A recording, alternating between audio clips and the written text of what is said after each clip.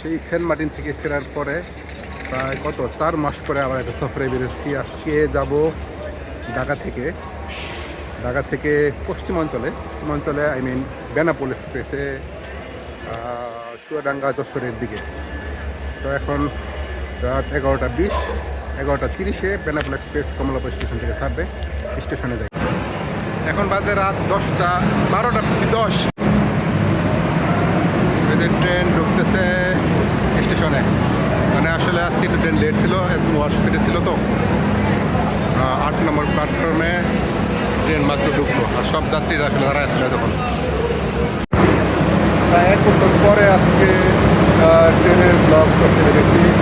আমার হিরো 796 নম্বর বেনাপোল এক্সপ্রেস, এটা ঢাকা থেকে বেনাপোল পর্যন্ত চলাচল করে। আর আজকে আমি বেনাপোল এক্সপ্রেসে ভ্রমণ করবো ঢাকা থেকে বেনাপোলের দিকে। বাসপথে যে কোনো একটা জায়গায় নেমে যাব, কারণ হয়েছে আমি আসলে অনেক দিন পরে সফরে বেরিয়েছি। আর এটা একজন বিখ্যাত লোকের বাসায় যাব। কোথায় যাব এটা আমি কালকে হয়তো দিনের বেলা ভিডিওতে বোঝা যাবে। এখন রাত প্রায় 12:30, ট্রেন কিছুক্ষণ লেট আছে, আর এই লেট ট্রেনে করে সামনের দিকে আগাচ্ছি।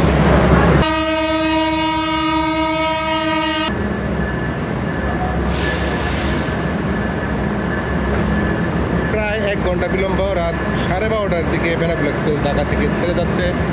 বেনাপোল এক্সপ্রেস ঢাকা থেকে ছাড়ার সময় রাত 11:30।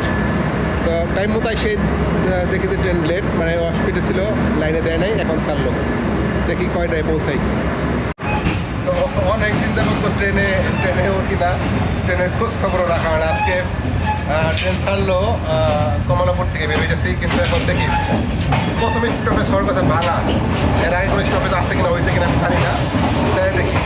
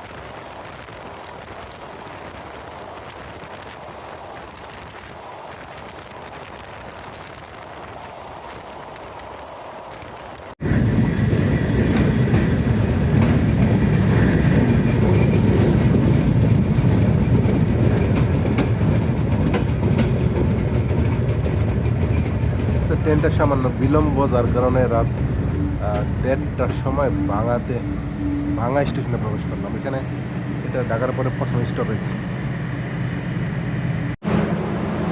মধ্যরাতে রাতবাড়ি স্টেশন। ট্রেন 1 ঘন্টা লেট এখনও। আর এর আগে ফরিদপুরে আসলে নামছিলাম একবারে 1 মিনিটের জন্য, আর এখন রাজবাড়িতে আছি।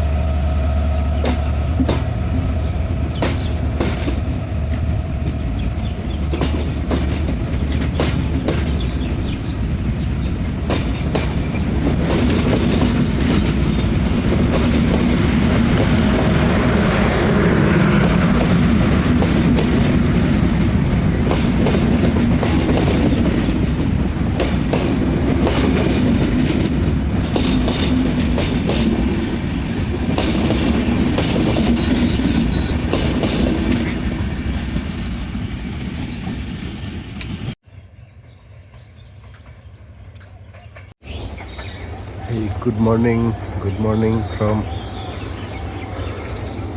চুয়াডাঙ্গা।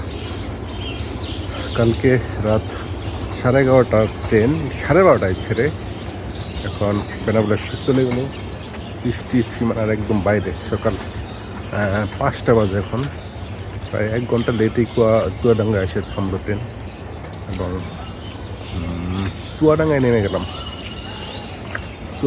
গেলাম। এখান থেকে একজন এসে আমাকে নিয়ে যাবে। তো জার্নি ভালোই ছিল, লাস্টের দিকে একটু ঘুম আসছে, অ্যানাউন্সের শব্দে অবশ্য ঘুম ভেঙে গেছে। যাই এখন একদম ফজরের টাইমে এসে চুয়াডাঙ্গায় নামাইছে। তারপরে নামাজ সেরে একটু স্টেশন থেকে বেরিয়ে আসছি। মূলত ওর স্টেশনেই এসে আমাকে নিয়ে যাওয়ার কথা, কিন্তু আমি ফোন দিলাম না, এদিকে হয়তো ওঠে নাই বা হিসেব করতে তারা 1-2 ঘন্টা লাগবে। তো ফিদের সাথে মাত্রই ফোনে কথা হয়েছে। আমি স্টেশন থেকে হাঁটতে এই শহরের মেন রোডটা ধরে হাঁটতেছি, ফিজিক্যাল মাঠ। তো সকালে চুয়াডাঙ্গা খুব ভালোই লাগতেছে, ভালো, কিন্তু আবহাওয়াটা কেমন জানি একটা গুমাটে আবহাওয়া। এখানে একটা গরমের যে অনুভূতিটা, এটা আমার দিকে যদি সকাল শীতল একটা পরশ থাকে, এইটা না এইদিকে। তবে চুয়াডাঙ্গাটা হচ্ছে বাংলাদেশের সবচেয়ে গরম এলাকা এবং সবচেয়ে শীত এলাকা। মানে শীতের কালে শীত বেশি পড়ে, আবার গরমকালে গরম বেশি পড়ে। তো ফিস বললো যে ও আসতে হতো 1 ঘন্টা 30 মিনিট সময় লাগবে ওর গাঙ্গি থেকে। তো এই সময়টা আমি নাস্তা করি। ও বাইক নিয়ে আসছে, তো হাঁটতে ওই ইসের দিকে যাচ্ছি, এটা কী বলে জায়গার নাম জানি না আমি। ব্রিজের পাশেই পাশে সব দোকানপাট, রেস্টুরেন্ট, সকালে নাস্তা খাইতে থাকি।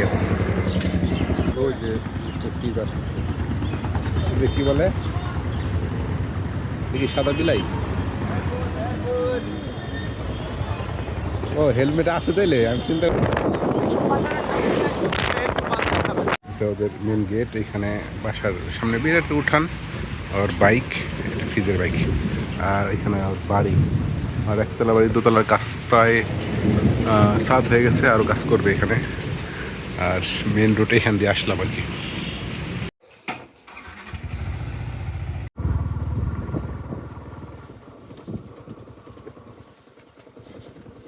এইখানে যাইব না গাড়ি,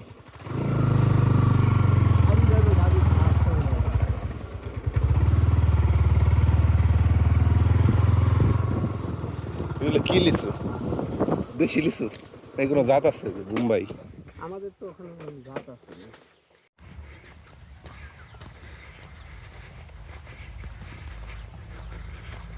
লিচু বাগান, আম বাগান।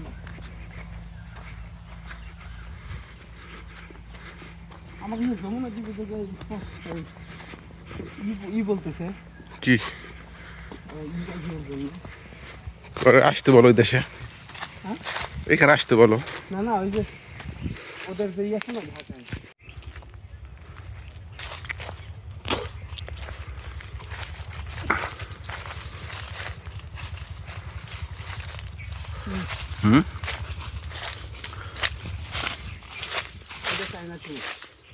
এটা দিতে পারলাম।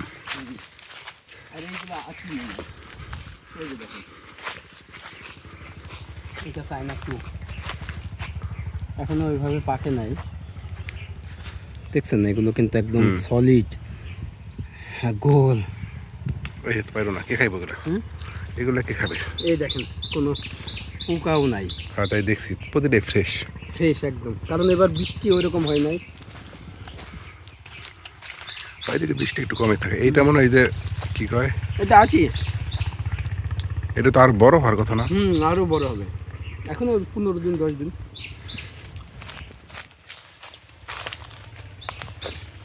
তো আমার বাগানের লিচু 3 বিঘা জমিতে। তো একটা সময় এরকম হয়েছিল যে আমরা পরের বাগানে লিচু কুড়াইতে যেতাম ছোটবেলায়। তো অনেকজন ধরে পিটাইতো, মারতো, তাড়া দিত। তোমার আম্মা তখন বলছিল তো এরকম হয়েছে যে লিচু বাগানে গেছি, তো বিচার দিছে আমাদের বাসায়। তো আমার আম্মা বলছিল যে একসময় আমাদেরও লিচু বাগান হবে। তো এখন হচ্ছে 3 বিঘা আমাদের লিচু বাগান, কিন্তু আমি এই প্রথম মানে এই লিচুতে মানে খেতে পারছি আর কি। এর আগে তো আমি ছিলাম না, ইন্ডিয়ায় থাকতাম, ফলের সময় আসা হইতো না, এই ফলগুলো আমি ওইভাবে খেতে পারতাম না। তো এই প্রথম এসে আমার ভাগ্যে হয়েছে আর কি। তাও হইতো না, সৌদি আরবে ছিলাম, তো হঠাৎ চলে আসলাম, এখন এসে দেখি একবার ফুল সিজন এখন। ফুল সিজনে চলে আসছে আর কি। তো এইভাবে হয় না গ্রামে থাকা।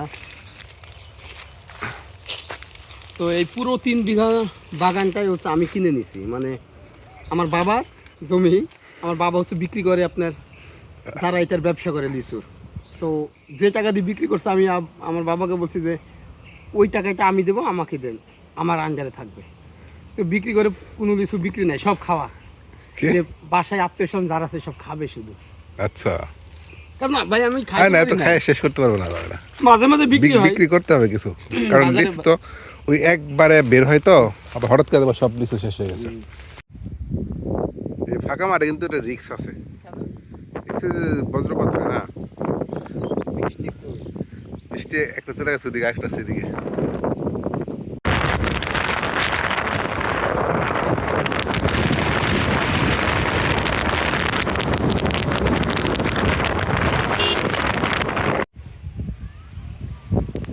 তো এই যে দেখেন, এই যে বিএসএফ কিন্তু এখন দরজা খুলে দিচ্ছে, দেখেন যে বিএসএফ দরজা কিন্তু খুলে দিচ্ছে, কৃষকরা এখন ইন্ডিয়াতে প্রবেশ করতেছে। এই যে দেখেন, এই যে দরজাটা খুলে দিল, দেখছেন কি সিস্টেম।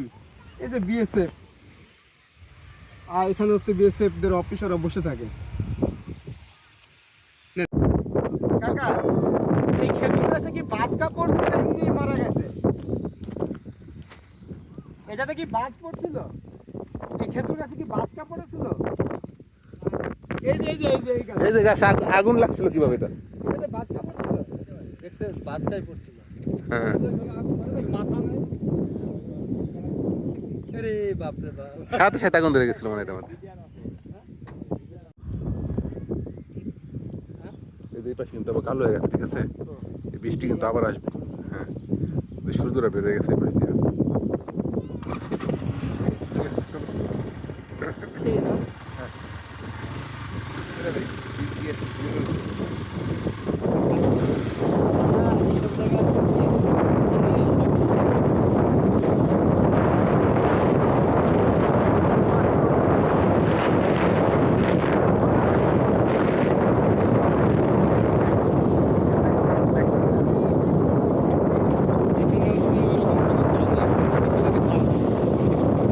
সব ছবি বাংলাদেশের আছে, সব চলাচল হয় না এখানে। কিছুই না।